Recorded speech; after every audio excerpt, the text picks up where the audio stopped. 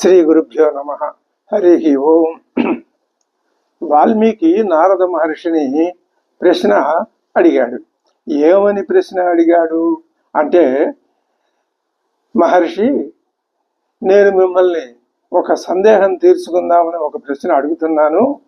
ఇప్పుడు ప్రస్తుతం ఈ లోకంలో మనం ఉంటున్నటువంటి ఈ కాలంలోనే నేను ఒక 16 గుణాలు చెప్తాను. ఆ 16 గుణాలు ఉన్నటువంటి మహానుభావుడు ఎవరైనా ఇప్పుడు మనకి ఇక్కడ ఈ లోకంలో ఉన్నాడా, ఉండి దర్శనం ఇస్తున్నాడా అని ఆయన అడిగాడు. అడిగితే ఆయన 16 గుణాలు చెప్పాడు. ఆ 16 గుణాల్ని మనం విశ్లేషించి చూసే ముందు ఇంకొక ప్రశ్న కూడా మనం అడగాలి. అసలు ఈ 16 గుణాలని గురించి, ఆ వ్యక్తి ఎవరు ఉన్నారు అని తెలుసుకోవాల్సిన అవసరం ఎందుకు వచ్చింది? ఈ రకమైన ప్రశ్న వేయాల్సిన అవసరం ఏమిటి వాల్మీకి అని అంటే, ఇదిగో నన్ను అడుగు, ఈ ప్రశ్న అడుగు అని నారదుడు మహర్షి ఏమి వాల్మీకితో ఆ మాట ఏం చెప్పలేదు కదా. వాల్మీకే తన ఆలోచన అనుగుణంగానే ఆ ప్రశ్న వేశాడు కదా. ఆయన్ని ఆ ప్రశ్న వేయటానికి ప్రోత్సహించినటువంటి కారణం ఏమిటి అంటే, ఆయన మనస్సులో ఒక తపన ఉన్నది. ఆ తపనే తపస్సు.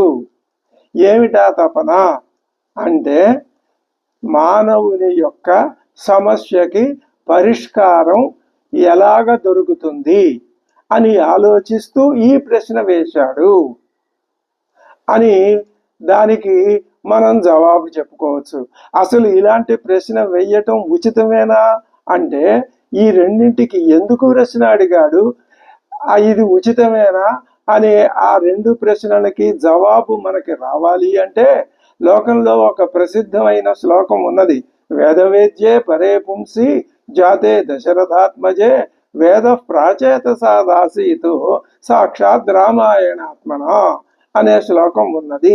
అదిగో అందులో ఉన్నటువంటి వేదవేద్యుడైనటువంటి పరమ పురుషుణ్ణి గురించి తెలుసుకోవాలి అని లోపల ఎంతో ఆయనకి కోరిక ఉన్నది. అది తెలుసుకోవటం కోసమే నారదుణ్ణి ఈ ప్రశ్న వేశాడు.